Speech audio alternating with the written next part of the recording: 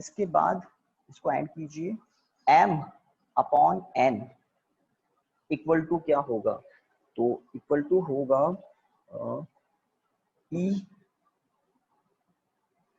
Into H या h into ई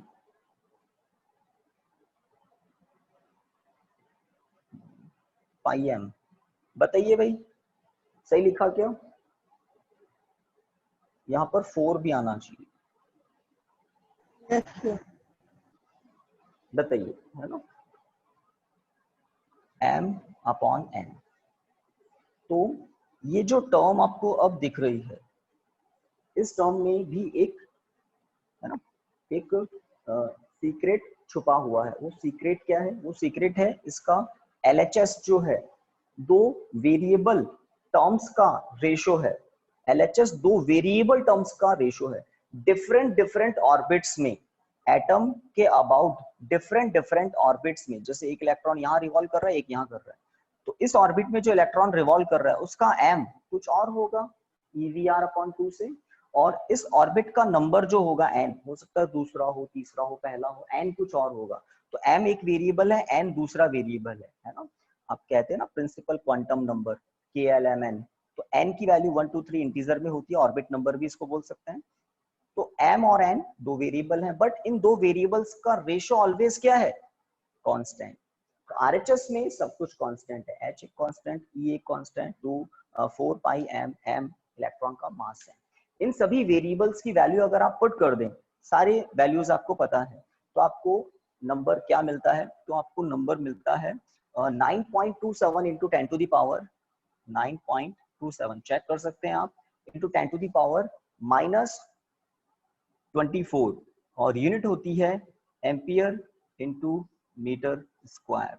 भाई unit ampere into metre square क्यों होगी? बिकॉज n क्या है?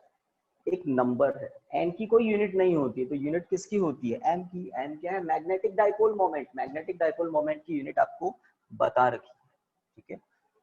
तो इस फिजिकल क्वांटिटी को बोलते क्या है, अब वो लिख लेते हैं, और कल का जो टॉपिक है वो तो अब एंड होने वाला है। तो बोर के सेकंड पोस्टुलेट से हमने इक्वेशन 6 बनाया, एंगुलर मोमेंटम, है ना, इलेक्ट्रॉन का एंगुलर मोमेंटम है ऑर्बिट में। और अब ये एक और रेशो आया, दो वेरिएबल क्वांटिटी का रेशो कांस्टेंट है, और इस कांस्टेंट की वैल्यू ऑलवेज फिक्स्ड होती है। मतलब एटम के अबाउट जितने भी इलेक्ट्रॉन रिवॉल्व कर रहे हैं, उन सभी इलेक्ट्रॉन के लिए m अपॉन n ऑलवेज क्या होगा? यही होगा, यही होगा। कल बताया था आपको ज़ायरो मैग्नेटिक रेशो, एटम के न्यूक्लियस के अबाउट जितने भी इलेक्ट्रॉन रिवॉल्व कर रहे हैं, उन सभी इलेक्ट्रॉनों के लिए ये रेशो भी क्या है? ऑलवेज कांस्टेंट है। उसकी वैल्यू क्या थी? 8.8, ठीक है, 10 टू द पावर 10। चलिए इसके नीचे लिखिए, here the ratio m upon n, here the ratio m upon n, here the ratio m upon n is called Bohr's, bore लिखना है आपको,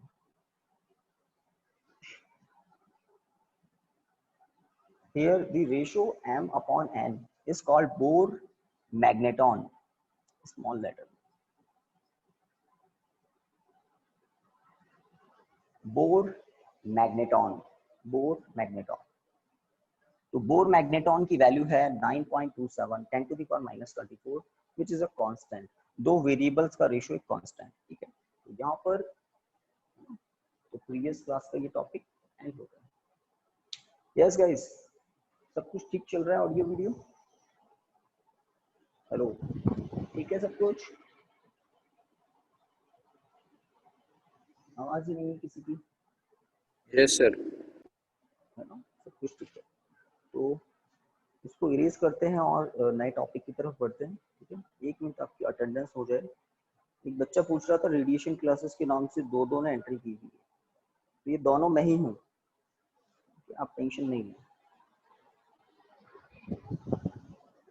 निखिल, प्रेम, अहिर, विष्णु, रीना, ठीक है, attendance done. Yes student, next topic आप आज का नया टॉपिक, इंपॉर्टेंट टॉपिक और सबसे लास्ट का बड़ा टॉपिक स्टार्ट कर। तो क्या है, गैल्वेनोमीटर नाम आपने सुना होगा, है ना? गैल्वेनोमीटर जी, गैल्वेनोमीटर है ना। एक गैल्वेनोमीटर होता है, एक अमीटर होता है, एक वोल्ट मीटर होता है। ये कुछ इलेक्ट्रिकल डिवाइसेस होती हैं। प्रैक्टिकल्स में आप बहुत बहुत यूज लेंगे, हम लोग प्रैक्टिकल करेंगे तो उसमें ये तीनों काम आएंगे। तो हेडिंग लिखना है आपको,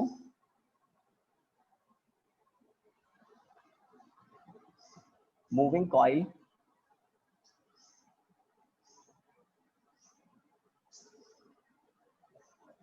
coil galvanometer, moving coil galvanometer. आप में से कोई बताना चाहेगा गैल्वेनोमीटर का यूज क्या होता है? जस्ट यूज, बहुत ही छोटी सी बात पूछी। एनीवन? यूज ऑफ गैल्वेनोमीटर हम तो पूरा डिटेल में पढ़ेंगे, पूरा इसका पोस्टमार्टम हो जाएगा आज, कुछ छूटेगा ही नहीं। Anyone? use of galvanometer It used to detect the current in in electric circuit. Circuit, है ना। तो अच्छा आपने डिटेक्ट बोला, कुछ बच्चे है ना मेजरमेंट बोल देते हैं लाइक। तो एक और डिवाइस होती है एमीटर। एमीटर जो होता है वो किसी इलेक्ट्रिक सर्किट में करंट को मेजर करता है इन एम्पियर, है ना। गैल्वेनोमीटर करंट को मेजर नहीं करता है, ये करंट को डिटेक्ट करता है करंट है या नहीं है। और बहुत स्मॉल करंट को भी ये डिटेक्ट कर लेता है, प्लस डायरेक्शन भी बता देता है। डायरेक्शन मतलब लेफ्ट है या राइट है। और एमीटर करंट को मेजर करता है, वोल्ट मीटर वोल्टेज डिफरेंस को मेजर करता है। चलिए, तो मूविंग कॉइल गैल्वेनोमीटर देखिए इसमें it is a device which used to detect, फटाफट लिख लो, it is a device which used to detect small current, used to detect small current in any electric circuit। Sir एक बार वापस repeat करना। सुनने कोई दिक्कत नहीं है। It is a device which used to detect small current in any electric circuit। Detect small current in any electric circuit। In any electric circuit। Done। तो use क्या है? डिटेक्ट। वो जो वर्ड लिखा है ना डिटेक्ट, उस वर्ड को आप अंडरलाइन कर देना। कर दिया अंडरलाइन? चलिए अब आगे बढ़ते हैं। इसका एक प्रिंसिपल लिख लो। तो प्रिंसिपल क्या है? हो सकता है 1 मार्क में पूछ ले, तो लिखिए। हाँ, प्रिंसिपल से पहले आपको एक बात याद दिला दूं, हमने एक टॉपिक किया था, torque on a current carrying rectangular loop in uniform magnetic field. True, एक टॉपिक किया था हमने एनएस। अगर किसी लूप में करंट फ्लो हो रहा है तो वो लूप क्या एक्सपीरियंस करता है? करंट कैरिंग लूप है और किसमें है? यूनिफॉर्म मैग्नेटिक फील्ड भी। तो टॉर्क एक्सपीरियंस करता है M B sine alpha. M क्या होता है? पहले नाम बताना है, मैग्नेटिक डाइपोल मोमेंट। सही बात। एम का फॉर्मूला एनीवन? कोई बताओ, अब तो बताओ। नहीं, NIA, ठीक है। तो आई थिंक सबको पता होगा। चलिए, कुछ की आवाज भी आ गई, NIA। और ये बी साइन अल्फा। तो सारा सब कुछ मूविंग कॉइल गैल्वेनोमीटर का सारा सब कुछ इसी पर डिपेंड करता है, ठीक है। तो moving coil galvanometer, moving word आ रहा है ना, हमें पता है इन गैल्वेनोमीटर में, एमीटर में, वोल्टमीटर में एक पॉइंटर होता है जो एक सर्कुलर डायल पर, एक सर्कुलर स्केल पर घूमता हुआ दिखता है। कब? जब गैल्वेनोमीटर से करंट फ्लो होता है। तो एक्चुअल में गैल्वेनोमीटर के अंदर एक कॉइल होती है। कॉइल मतलब मल्टी टर्न लूप, है ना, जिसमें बहुत सारे टर्न्स हो, कॉइल होती है। जब उस कॉइल में करंट फ्लो करते हैं जैसे ही करंट फ्लो करते हैं, एन ऑलवेज होता है, ए ऑलवेज होता है, बी ऑलवेज होता है, अल्फा की बात करेंगे तो जैसे ही करंट फ्लो करते हैं एक टॉर्क कॉइल पर एक्ट करता है, कॉइल में रोटेशन स्टार्ट हो जाता है और कॉइल से अटैच्ड होता है एक पॉइंटर, और पॉइंटर हमें दिखता है। अंदर मैग्नेट, मैग्नेटिक फील्ड, कॉइल वगैरह नहीं दिखते, बस पॉइंटर हमें दिखता है बाहर। चलिए, तो प्रिंसिपल अब लिख सकते हैं आप, लिखिए। Moving coil galvanometer works, moving coil galvanometer works on the fact that moving coil galvanometer works on the fact that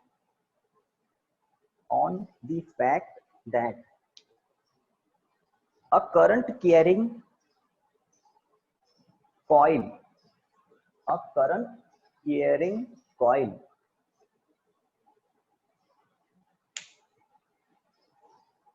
always experiences torque. A current carrying coil always experiences torque. Always experiences torque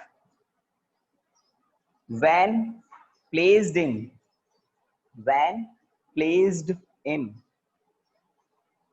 magnetic field, when placed in magnetic field, full stop।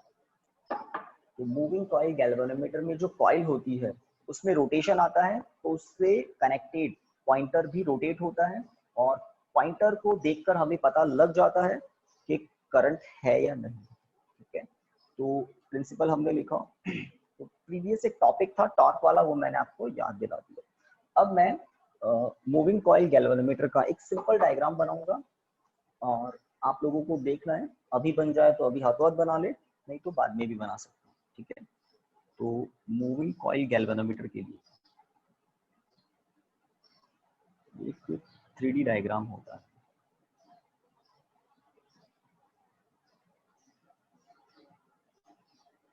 चलिए इसको हम थोड़ा सा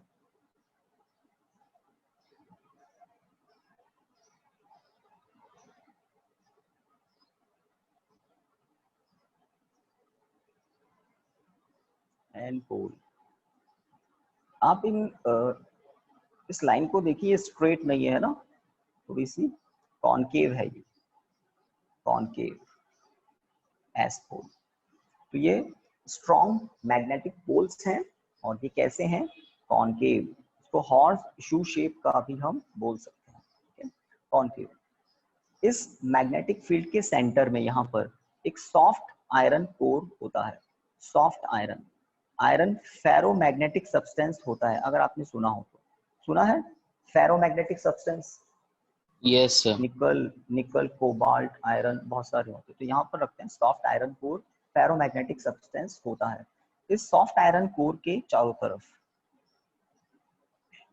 एक multi turn coil होती है। Galvanometer की coil copper की बनी हुई होती है, नंबर ऑफ टर्न्स ज्यादा होते हैं। तो देखिए कैसे बना सकते हैं मल्टी टर्न कॉइल। ये सिंपल स्केच है, बहुत सारे टर्न्स होते हैं, हम कुछ टर्न्स यहाँ दिखा रहे हैं। ठीक है, तो let this is a multi turn coil. इसके दो एंड है, एक ऊपर दिख रहा है आपको एंड कॉइल का, एक नीचे जा रहा है। ठीक है, ये जो कॉइल है इसको एक वायर से सस्पेंड कर देते हैं, किसमें, मैग्नेटिक फील्ड में। मैग्नेटिक फील्ड कहाँ है, एन एस, इन दोनों के बीच में, एन एस के बीच में मैग्नेटिक फील्ड है। ये होता है एक वायर, स्टैंडर्ड वायर होता है, ये होता है फॉस्फोर ब्रॉन्ज वायर।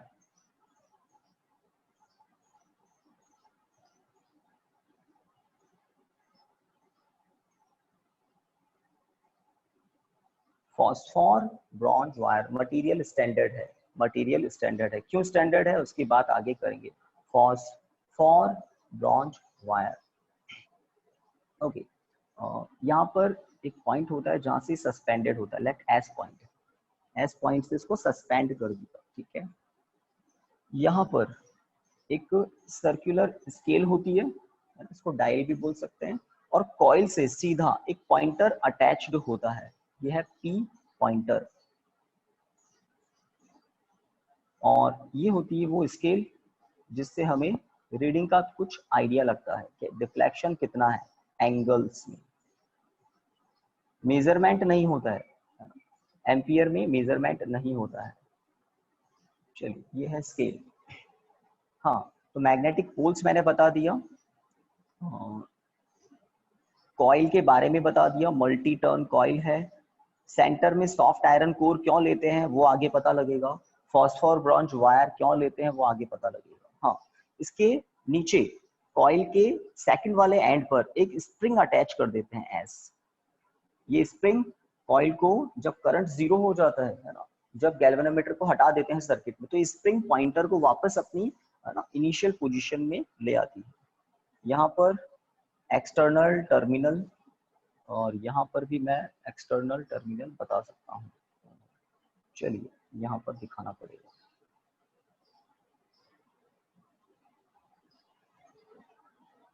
T1, तो T1 T2 वो टर्मिनल्स हैं।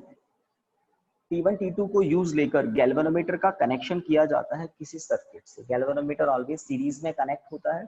जैसे यहाँ पर एक बैटरी है, ये एक वन वे की है, यहाँ पर एक रेजिस्टेंस है, ठीक है, लेट यहाँ पर एक बल्ब भी है, और इस सर्किट में हमें करंट फ्लो हो रहा है या नहीं हो रहा है पता करना है ना। मान लो बल्ब है, ग्लो नहीं कर रहा है, अब ग्लो नहीं कर रहा है उसका पता लगाना है कि बल्ब खराब है या सर्किट में बैटरी ही खराब है। तो हमने यहाँ पर क्या कनेक्ट कर दिया, एक गैल्वेनोमीटर। तो गैल्वेनोमीटर को सर्किट में कनेक्ट कैसे करते हैं, बाय यूजिंग दीज टर्मिनल्स, जो सबसे बाहर होते हैं, दिखते हैं T1 T2, ठीक है, इससे कनेक्ट कर देते हैं सीरीज में। तो अगर गैल्वेनोमीटर डिफ्लेक्शन दे रहा है कनेक्ट करते ही, दैट मींस करंट तो फ्लो हो रहा है, बल्ब में ही गड़बड़ है, ठीक है। तो गैल्वेनोमीटर को सीरीज में कनेक्ट किया जाता है। तो ऑलमोस्ट काम हो गया है। ये है स्प्रिंग, है ना, this is soft iron core.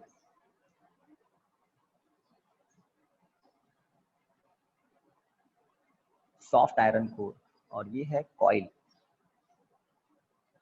Coil phosphor bronze wire हो गया, पॉइंटर हो गया, ठीक है।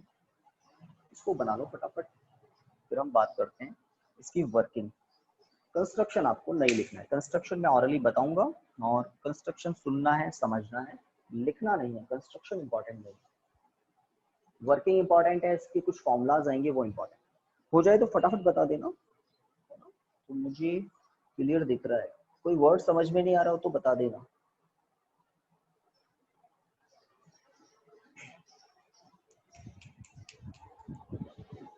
पीछे जस्ट ब्रीथ।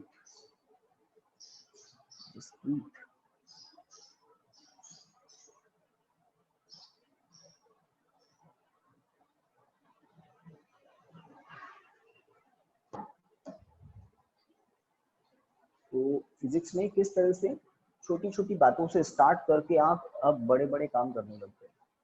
कहानी स्टार्ट हुई थी और स्टेट से, तो current carrying conductor magnetic field generate करता है। फिर बीच में एक टॉपिक आया था कि मूविंग चार्ज मैग्नेटिक फील्ड में फोर्स एक्सपीरियंस करता है। तो हमने फिर पता लगा लिया था कि करंट कैरिंग कंडक्टर भी फोर्स एक्सपीरियंस करता है।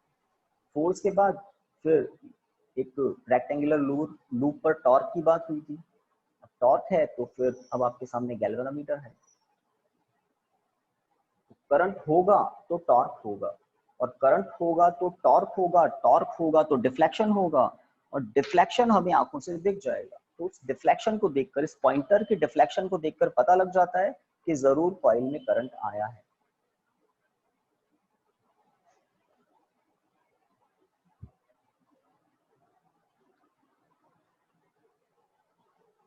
तो स्क्रीन शॉट ले सकते हैं, ज्यादा टाइम लग रहा है, स्क्रीन शॉट लेकर भी काम चला सकते हैं।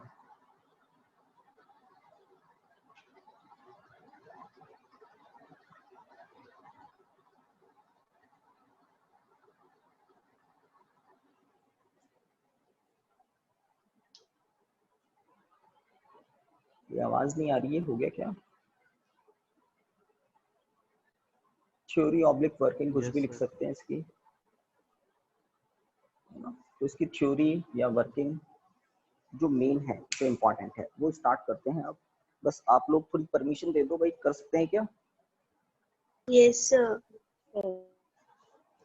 बाकी लोग डायग्राम ज्यादा पसंद आ गया क्या, उसी को बनाने में लगता है। इसमें है ना ये जो कॉनकेव मैग्नेटिक पोल्स जो है ना, कॉनकेव मैग्नेटिक पोल्स, इसका इंपॉर्टेंस आपको बता देता हूँ। हम लोग डायग्राम बना रहे हैं मजे से, तो मैं अब और आपको अच्छे से बताता हूँ। एक और बात, यहाँ नीचे थोड़ी जगह है, देखिए ये जो कॉनकेव मैग्नेटिक पोल्स हैं, गैल्वेनोमीटर में बहुत इंपॉर्टेंस होता है कॉनकेव मैग्नेटिक पोल्स का, एन और ये S. Due to these concave magnetic poles with soft iron core, centre पे एक सॉफ्ट आयरन कोर भी है। आयरन जो है वो फेरोमैग्नेटिक सब्सटेंस होता है। आयरन मैग्नेटिक फील्ड लाइंस को स्ट्रांगली अट्रैक्ट करता है, ठीक है। अब दो बातें हमें पता है, क्या? एन पोल से, नॉर्थ पोल से magnetic field lines outside direction में होती है, साउथ पोल में magnetic field lines inside direction में होती है। एक तो ये बात पता है, एन से निकलती है, एस में पहुंचती है। दूसरा, बीच में रखा हुआ है एक soft iron core, ferromagnetic substance है, मैग्नेटिक फील्ड लाइंस को स्ट्रांगली अट्रैक्ट करता है। तो एन पोल से जो मैग्नेटिक फील्ड लाइन निकलेगी वो इससे होती हुई जाएगी और अब एस में पहुंचेगी। तो उसका पाथ जो है वो कहाँ से है? आयरन, सॉफ्ट आयरन से होते हुए जा रहा है। तो ये जो एरो दिख रहा है ना, ये किसका एरो है? मैग्नेटिक फील्ड लाइन का एरो है, एन पोल से एस पोल की तरफ। अगर यहाँ से कोई मैग्नेटिक फील्ड लाइंस आप शो करें तो वो, ठीक है, हॉरिजॉन्टल जा रही है और कहाँ पहुंच रही है? वो साउथ पोल में पहुंच रही है। तो मैग्नेटिक फील्ड लाइंस एन से निकलती है, एस में पहुंचती है। मैग्नेटिक फील्ड लाइंस अगर यहाँ पर कहीं ले ले तो ये magnetic field line N pole से निकल रही है और कहाँ पहुंच रही है? एस पोल में पहुंच रही है। तो दिस इज कॉल्ड, ये जो नीचे डायग्राम है इसको बोलते हैं रेडियल मैग्नेटिक फील्ड।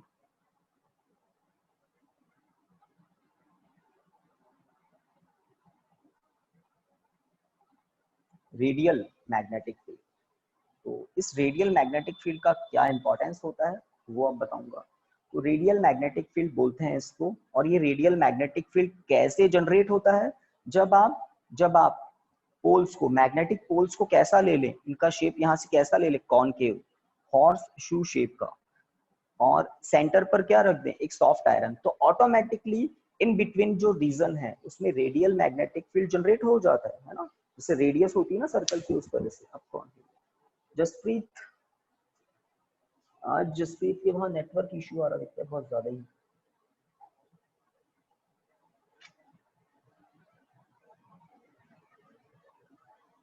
नहीं हो पा रहा,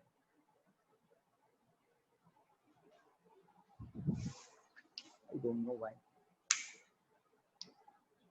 ओके, तो एक डायग्राम और बनाया रेडियल मैग्नेटिक फील्ड का। अब इस रेडियल मैग्नेटिक फील्ड की इंपॉर्टेंस आपको समझाते हैं, है ना।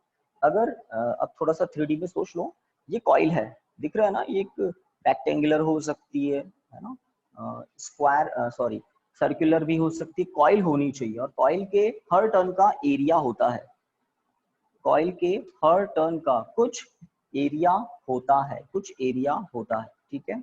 और एरिया होता है तो एरिया वेक्टर भी होता है, और एरिया वेक्टर कहाँ लेते हैं? Normal to it. तो अगर ये कॉइल आपको सामने से दिख रही है, चलिए कुछ शीट यूज ले लेते हैं, ठीक है। एक रेक्टेंगुलर शीट मेरे पास है। अगर इस कॉइल को आप सामने से देख रहे हैं तो ये इस तरह से है, और इसका एरिया वेक्टर किसकी तरफ है? आपकी तरफ है, मान लिया आपकी तरफ है। जब कॉइल घूमेगी, घूमेगी कब? जब कॉइल में करंट आएगा, करंट आएगा तो कॉइल पर टॉर्क लगेगा, मैग्नेटिक फील्ड तो ऑलरेडी है, और ये घूमेगी, घूमेगी तो इसका एरिया वेक्टर भी कुछ घूम जाएगा, ठीक है। अब रेडियल मैग्नेटिक फील्ड का इंपॉर्टेंस समझें आप। तो इस डायग्राम को आप देखें, ये है वो डायग्राम जिसको कोई ऑब्जर्वर ऊपर से देख रहा है ना। अगर इस सिस्टम को आप ऊपर से देख रहे हैं तो आपको ये सिस्टम दिख रहा है। इसमें मैंने कॉइल नहीं दिखाई, कॉइल मैं अलग से बताऊंगा। तो ये कॉइल इस तरह से थी। अगर आप इसको ऊपर से देख रहे हैं तो वही बात, पहले भी एक दिन आया था ऐसा ही कोई कंडीशन।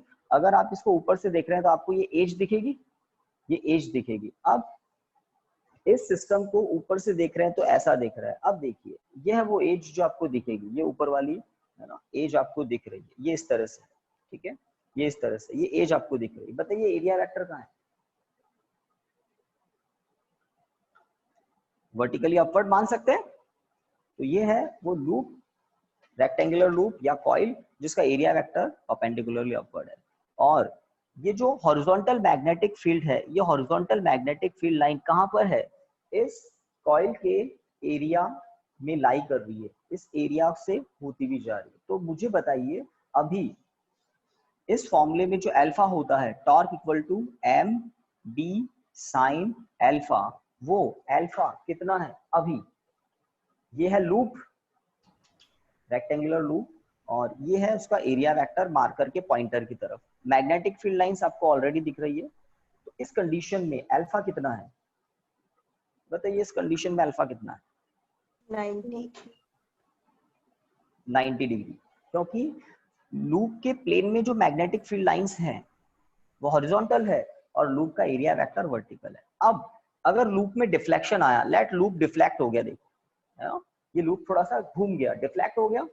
अब आप देखें लूप का एरिया वेक्टर किधर चला गया? एरिया वेक्टर कुछ इंक्लाइंड हो गया, बट अभी भी लूप के सरफेस में मैग्नेटिक फील्ड लाइन है। रेडियल मैग्नेटिक फील्ड का इंपॉर्टेंस ये है। तो ये मैग्नेटिक फील्ड लाइन अभी भी लूप के प्लेन में कोई ना कोई मैग्नेटिक फील्ड लाइन होगी और एरिया वेक्टर इधर है। इसका मतलब अल्फा अभी भी कितना है? 90 डिग्री है। अगर ऑपोजिट डायरेक्शन में डिफ्लेक्शन आता है, यहाँ से मैंने यहाँ पहुंचाया था, अगर ऑपोजिट डायरेक्शन में डिफ्लेक्शन आता है, लेट इधर डिफ्लेक्शन आ गया कॉइल में, कॉइल बोले लूप बोले, है ना, तो इसका एरिया वेक्टर अब थोड़ा इस डायरेक्शन में हो गया, एरिया वेक्टर इधर है। और अभी भी रेडियल मैग्नेटिक फील्ड की मैग्नेटिक फील्ड लाइंस है, कुछ मैग्नेटिक फील्ड लाइंस है जो इसके प्लेन में है। तो मैग्नेटिक फील्ड लाइन की डायरेक्शन प्लेन में है और एरिया वेक्टर प्लेन के परपेंडिकुलर होता है। तो इस तरह से अल्फा ऑलवेज क्या होता है? 90 डिग्री। आपको पता है एम का फॉर्मूला NIA, तो टॉर्क का कंप्लीट फॉर्मूला होता है NIA। तो A B इन दोनों के बीच का एंगल ऑलवेज क्या रहता है? 90 डिग्री। तो मूविंग कॉइल गैल्वेनोमीटर में कॉनकेव शेप के मैग्नेटिक पोल्स लेते हैं, सेंटर पर सॉफ्ट आयरन कोर पुट कर देते हैं, जनरेट हो जाता है रेडियल मैग्नेटिक फील्ड। उस रेडियल मैग्नेटिक फील्ड में कॉइल को सस्पेंड कर देते हैं, लटका देते हैं। किससे? फॉस्फोर ब्रॉन्ज वायर से लटका देते हैं। अब टर्मिनल T1 T2 को अगर किसी सर्किट से कनेक्ट कर देते हैं और करंट फ्लो करते हैं, करंट I फ्लो करते हैं, तो कॉइल में करंट फ्लो होगा। जैसे ही करंट आ जाएगा टॉर्क एक्ट करने लग जाएगा। टॉर्क क्या करता है? कॉइल को घुमाता है। तो कॉइल घूमेगी, तो कॉइल कैसे घूम सकती है? इस कंडीशन से इधर जा सकती है और इस कंडीशन से इधर भी जा सकती है। दोनों ही कंडीशन में हमेशा कोई ना कोई मैग्नेटिक फील्ड लाइन ऐसी होगी जो कॉइल के प्लेन में है, कॉइल के प्लेन में है, और एरिया वेक्टर प्लेन के नॉर्मल होता है। इस तरह से साइन अल्फा क्या हो जाता है? 90 डिग्री। साइन 90 की वैल्यू 90 है, 1। तो इस तरह से एक फॉर्मूला आपके सामने आता है, torque equal to NIAB, sine alpha 1 हो गया। तो इस फॉर्मूले को देखकर मुझे एक बात पता लग रही है, torque is proportional to I। किसी मूविंग कॉइल गैल्वेनोमीटर के अंदर जो कॉइल है उसके टर्न्स अपने आप बदलते नहीं है, एन फिक्स हो जाता है। उसका एरिया भी अपने आप बदलता नहीं है, फिक्स होता है। हमने जो मैग्नेट के पोल्स अंदर फिट कर दिए, वो एक बार जो कर दिए वो कर दिए, तो बी भी चेंज नहीं होता है। तो बाहर से किसको चेंज कर सकते हैं? करंट को चेंज कर सकते हैं। और करंट ज्यादा होगा तो टॉर्क ज्यादा होगा, टॉर्क ज्यादा होगा तो डिफ्लेक्शन ज्यादा होगा, डिफ्लेक्शन ज्यादा होगा तो पॉइंटर बता देगा बाहर। करंट कम होगा तो डिफ्लेक्शन कम आएगा, करंट जीरो होगा तो डिफ्लेक्शन भी जीरो हो जाएगा। स्प्रिंग इस पॉइंटर को कहाँ ला देगी? जीरो पर ला देगी। इस तरह से मूविंग कॉइल गैल्वेनोमीटर में जो टॉर्क जनरेट होता है, जो डिफ्लेक्शन जनरेट होता है, वो एक ही फिजिकल क्वांटिटी के प्रोपोर्शनल होता है और वो होती है करंट। अल्फा ऑलवेज क्या रहता है? सेम। और वो सेम कितना रहता है? 90 degree, due to this radial magnetic field. तो मैंने जो कुछ रेडियल मैग्नेटिक फील्ड नीचे बनाया है उसको भी आप ड्रॉ कर लें, रेडियल मैग्नेटिक फील्ड। चलिए वर्किंग थ्योरी स्टार्ट करते हैं। सारी बातें समझा दी, ये बाद में बताने वाला था मैं, पहले बता दिया। चलिए स्टार्ट करते हैं। लिखिए let capital N, let n be the number of turns, let n be the number of turns and A be the area, let n be the number of turns and A be the area of galvanometer's coil, n be the number of turns and A be the area of galvanometer's coil, galvanometer's coil, full stop. हमने galvanometer की coil के बारे में दो बातें बता दी। आगे लिखिए, लिखिए as the galvanometer's coil is suspended, as the galvanometer's coil is suspended in magnetic field B, as the galvanometer's coil is suspended in a magnetic field B, a magnetic field B. So when current I starts flowing, so when current I starts flowing through the coil, starts flowing through the coil, a deflecting torque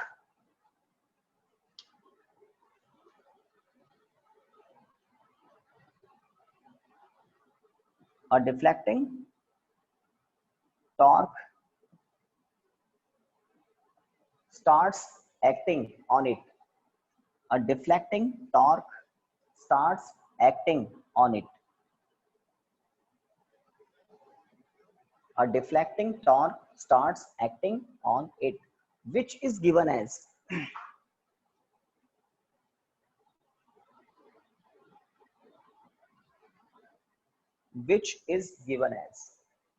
तो moving coil galvanometer में ये result direct use आता है, direct use लेना होता है, previous knowledge direct use लेनी होती है, which is given as torque equal to NIAB sin alpha. अब इस अल्फा की बात करेंगे।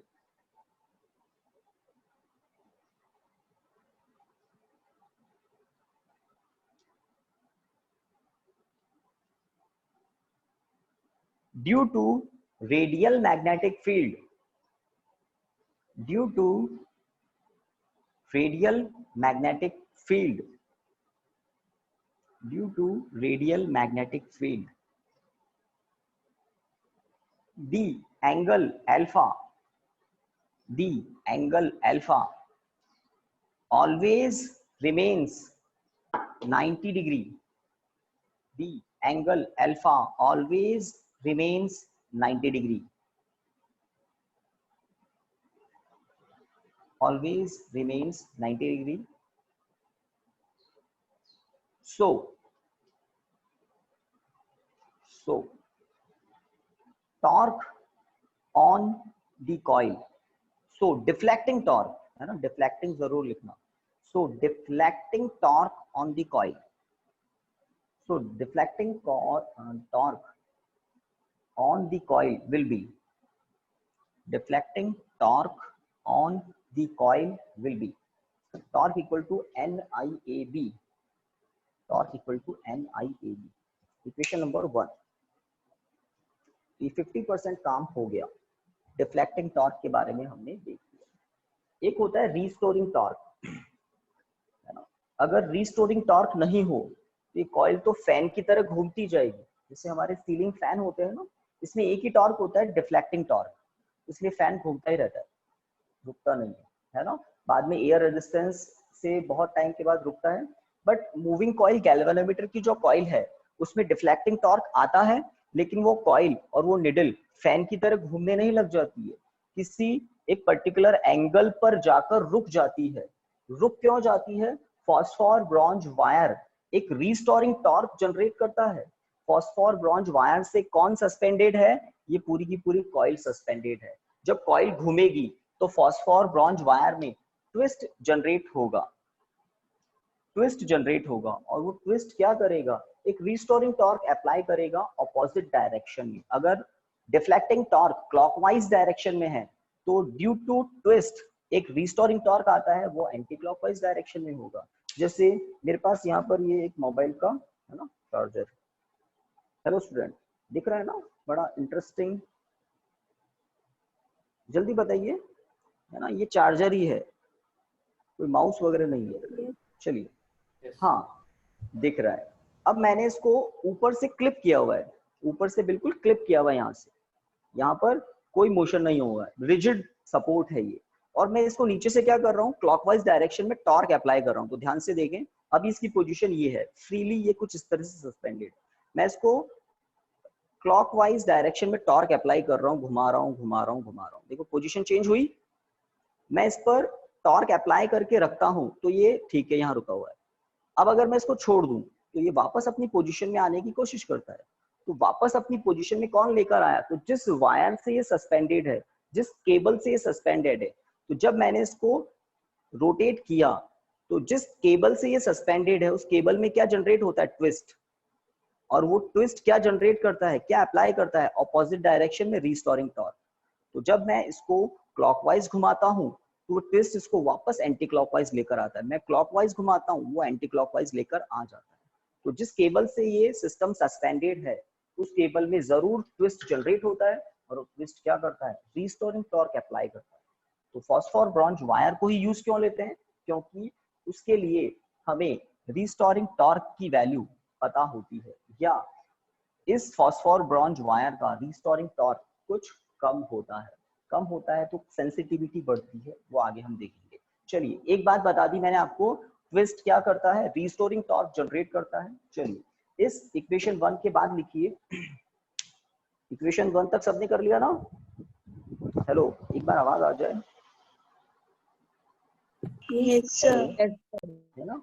चलिए, तो इक्वेशन 1 के नीचे लिखिए, due to this deflecting torque the coil will, due to this deflecting torque, the coil will rotate, the coil will rotate till the deflecting torque acting on the coil, the coil will rotate till the deflecting torque acting on the coil, till the deflecting torque acting on the coil balanced by the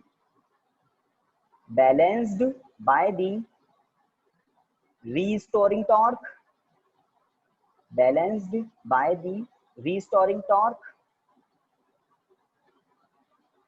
developed in the phosphor bronze wire, developed in the phosphor bronze wire, developed in the phosphor bronze wire due to twisting, due to twisting। ये जो para है ये इस topic का main concept है, इसको हम बोलते हैं डिफ्लेक्टिंग टॉर्क। रिपीट करना हो तो बता देना। Due to the twisting, I think क्या लिखा लास्ट में? ड्यू टू, सर आपका माइक म्यूट हो गया।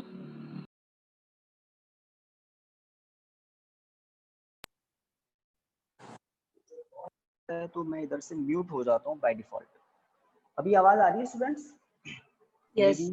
अभी होगी, है ना?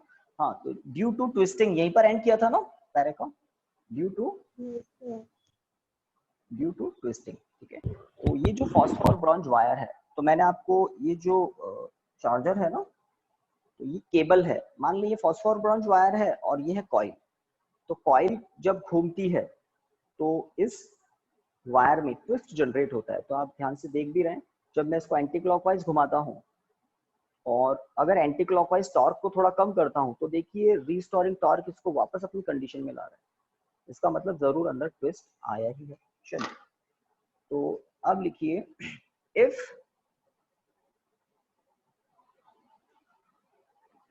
के be the restoring torque be the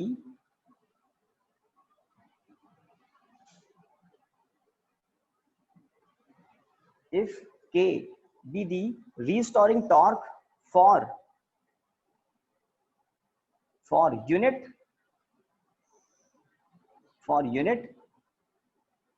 deflection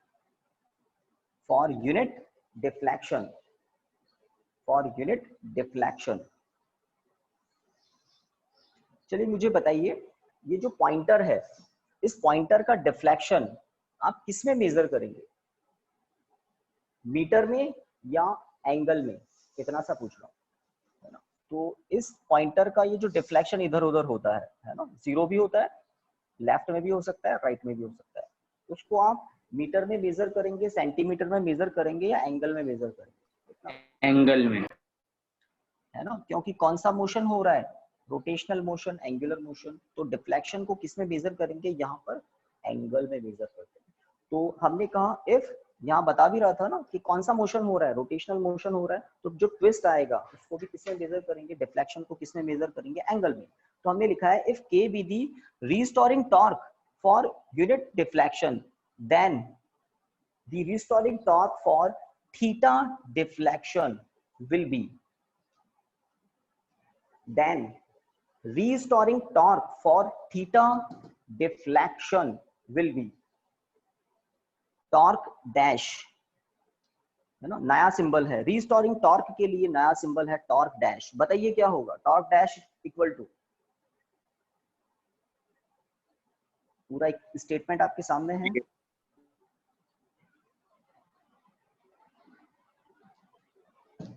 equation number 2। तो आराम से रीडिंग करना, सब कुछ सिंपल, बहुत सिंपल है। के क्या मान लिया, इस फॉस्फोर ब्रॉन्ज वायर के लिए restoring torque but for unit deflection, 1 degree के लिए के है क्या, रीस्टोरिंग टॉर्क। तो अगर 1 डिग्री नहीं हो एंगल, है ना, डिफ्लेक्शन ज्यादा हो, थीटा हो, तो रीस्टोरिंग टॉर्क क्या हो जाएगा, के टाइम्स ऑफ थीटा, है ना, थीटा टाइम्स ऑफ के, इस तरह से। इक्वेशन नंबर 2, तो ये होता है डिफ्लेक्टिंग टॉर्क इक्वेशन 1 में जो आपने लिखा है, और ये होता है रीस्टोरिंग टॉर्क। जब restoring torque deflecting torque magnitude में सेम होते हैं तो पॉइंटर एक पर्टिकुलर पोजीशन पर रुक जाता है और इसमें ज्यादा टाइम नहीं लगता। जैसे गैल्वेनोमीटर में करंट फ्लो होता है, ये काम करता है और इक्वेशन 1 के अकॉर्डिंग डिफ्लेक्शन आता है, और जैसे ही डिफ्लेक्शन आता है ट्विस्ट जनरेट होता है, हाथों हाथ होता है, सब कुछ इंस्टेंटेनियस होता है, और वो ट्विस्ट क्या करता है, रिस्टोरिंग टॉर्क अप्लाई करता है। तो इक्वेशन 1 के मैग्नीट्यूड के बराबर जब, है ना, इक्वेशन 1 में जो डिफ्लेक्टिंग टॉर्क है उसके मैग्नीट्यूड के बराबर रिस्टोरिंग टॉर्क हो जाता है, तो पॉइंटर वहां पर आकर रुक जाता है। अगर करंट की वैल्यू आप फर्दर ज्यादा कर दें, करंट की वैल्यू ज्यादा कर दें, तो इधर एंगल की वैल्यू ज्यादा हो जाएगी। बात को समझे, यहाँ N constant, A constant, B constant. अगर आप करंट की वैल्यू ज्यादा करते हैं तो ट्विस्ट ज्यादा होगा, थीटा ज्यादा हो जाएगा। तो टॉर्क डैश आगे बैलेंस होंगे, आगे मतलब बड़े एंगल पर बैलेंस होंगे। अगर करंट की वैल्यू आप कम करते हैं तो यहाँ थीटा कम हो जाएगा, तो पॉइंटर कुछ कम एंगल पर बैलेंस होगा। इस तरह से ये इंस्टेंटेनियस प्रोसेस होता है रीस्टोरिंग टॉर्क, और ये काउंटर टॉर्क भी इसको बोलते हैं, और ये होता है रीस्टोरिंग टॉर्क, ये होता है डिफ्लेक्टिंग टॉर्क, ये बैलेंस करते हैं। इक्वेशन नंबर 2 के बाद लिखिए इन इक्विलिब्रियम, फटाफट, इन इक्विलिब्रियम, इन इक्विलिब्रियम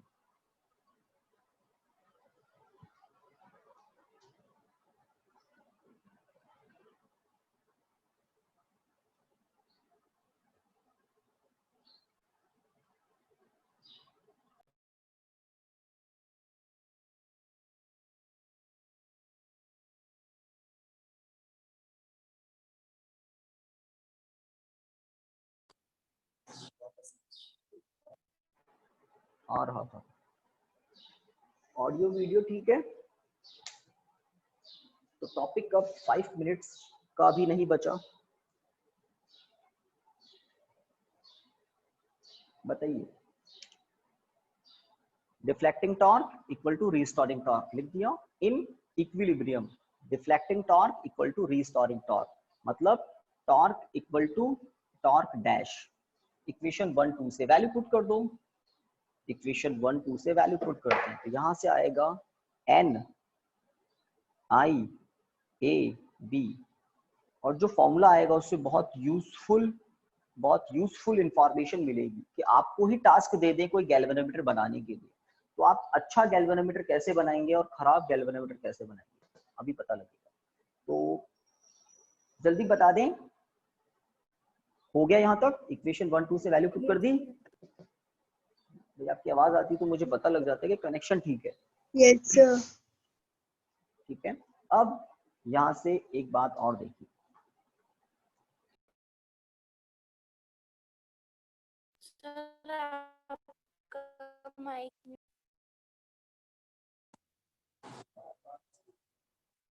तो बता दें मुझे फटाफट, theta upon I equal to क्या होगा, और थीटा अपॉन आई ये रेशो ही मैं क्यों ले रहा हूँ ये मैं बताऊंगा। एन ए बी ओवर के, एन ए बी ओवर के, ये सुनाई दिया, बिल्कुल सही बात है ना। तो थीटा अपॉन आई, थीटा क्या है? डिफ्लेक्शन, आई क्या है? करंट। तो मैंने थीटा और आई का रेशो ही क्यों लिया? क्योंकि यही तो वो दो वेरिएबल है ना, यही तो वो दो वेरिएबल है। आई को चेंज करते हैं तो थीटा चेंज होता है, आई इंक्रीज होता है तो थीटा इंक्रीज होता है, आई रिड्यूस होता है तो थीटा रिड्यूस होता है, बट इन दोनों का रेशो नहीं बदलता किसी एक पर्टिकुलर गैल्वेनोमीटर के लिए, किसी एक स्पेसिफिक गैल्वेनोमीटर के लिए। रीजन, उस एक पर्टिकुलर गैल्वेनोमीटर में नंबर ऑफ टर्न्स फिक्स्ड होते हैं, है ना, जादू से कोई कम ज्यादा तो हो नहीं जाएंगे। उसका एरिया जो है वो है, मैग्नेटिक फील्ड चेंज होता नहीं है, और जो वायर आपने यूज लिया है फॉस्फोर ब्रॉन्ज वायर, उसके लिए के की वैल्यू फिक्स्ड होती है, कांस्टेंट होती है, तो ये रेशो फिक्स है। तो इस रेशो को क्या बोलते हैं? फाई अपॉन आई को क्या बोलते हैं? तो इस रेशो को बोलते हैं करंट सेंसिटिविटी ऑफ गैल्वेनोमीटर। तो एग्जाम में क्वेश्चन आता है, डेराइव दी, कंप्लीट पूछ लेते हैं आपके, है ना, sketch the diagram of galvanometer, write its principle and working, and finally deduct the expression for current sensitivity of galvanometer. सब कुछ पूछ लेते हैं। तो करंट सेंसिटिविटी क्यों बोलते हैं इसको, वो आपको समझना है ना। इसी रेशो को करंट सेंसिटिविटी क्यों बोलते हैं? आई को ऊपर, थीटा को नीचे भी ले सकते थे बट नहीं लिया, वो बात आपको समझनी। तो अगर मेरे पास दो गैल्वेनोमीटर हैं, पहले तो आप लिख दें, है ना, इसके नीचे कि this ratio is called current sensitivity of galvanometer. This ratio is called current sensitivity of galvanometer.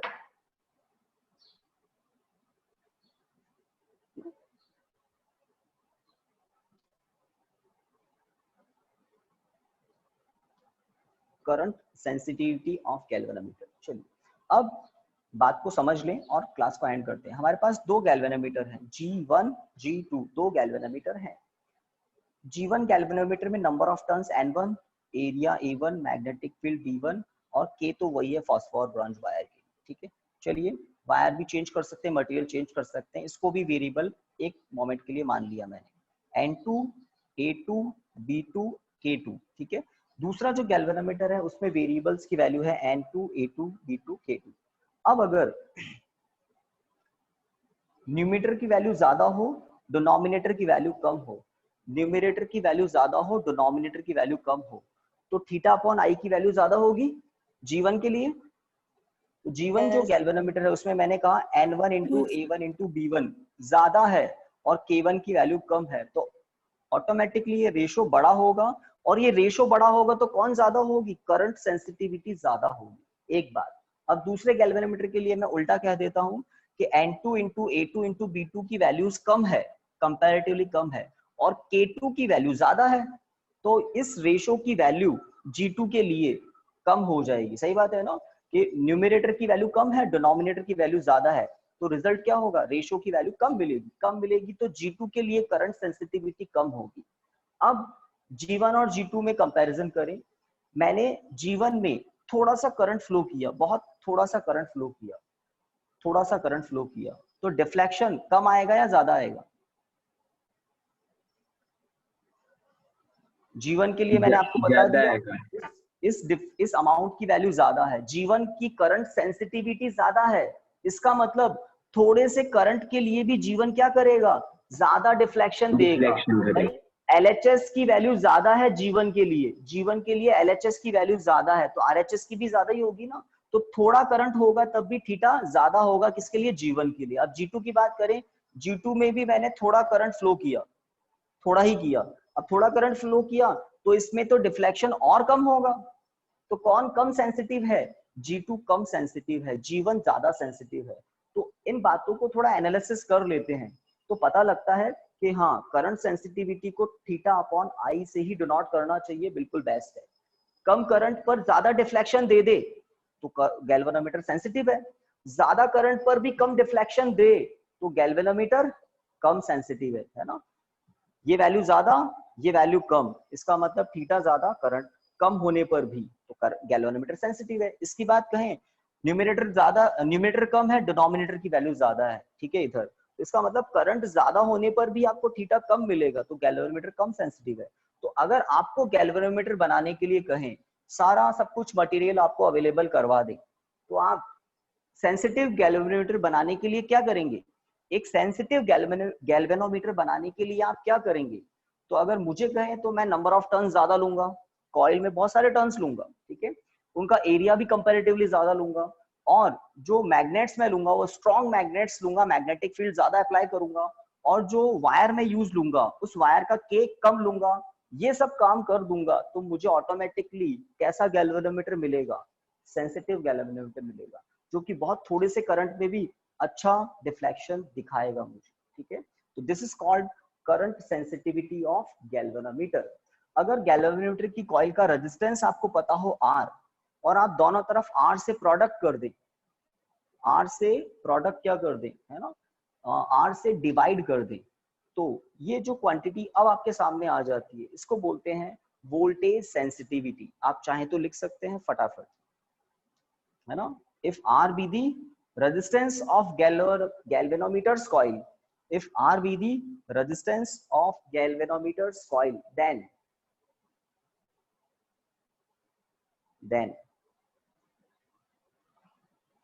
ये दो स्टेप लिखें, this is called voltage sensitivity of galvanometer.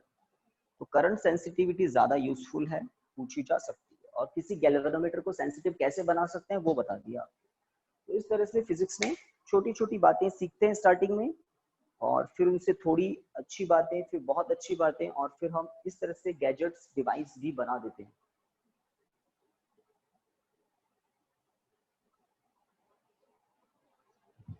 हो गया वोल्टेज सेंसिटिविटी तक, ओम्स लॉ यूज ले लिया, अब इसके बारे में तो जरूरत नहीं ना बताने की। IR क्या होता है? V, potential difference, potential drop. तो एक छोटा सा काम है जो कल करेंगे, और मैं सोच रहा हूँ कल और परसों हम चैप्टर को पूरा रिवाइज कर लें। लास्ट जो रिवीजन किया था ना, उसके बाद में जितने भी टॉपिक हैं, बहुत अच्छे अच्छे टॉपिक्स हैं इस चैप्टर में, तो आप कहें तो मैं कल बाकी पार्ट को रिवाइज कर दूं, कुछ बच जाएगा तो परसों कर लेंगे। तो 2 दिन इस पूरे को रिवाइज कर लेते हैं, फिर टेस्ट के लिए भी आपको अनाउंसमेंट करने वाला हूँ कल परसों, है ना। तो आप प्रिपरेशन कर लेना ऑप्टिक्स की, पहले उसका लेंगे फिर इसका लेंगे। ओके डन गाइस, आज के लिए स्टॉप करते हैं यहाँ पर। करंट सेंसिटिविटी याद रख लेना, वोल्टेज सेंसिटिविटी हो गया क्या?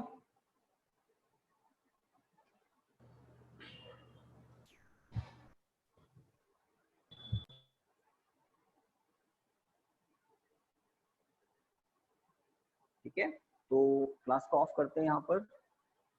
Thank you students, bye.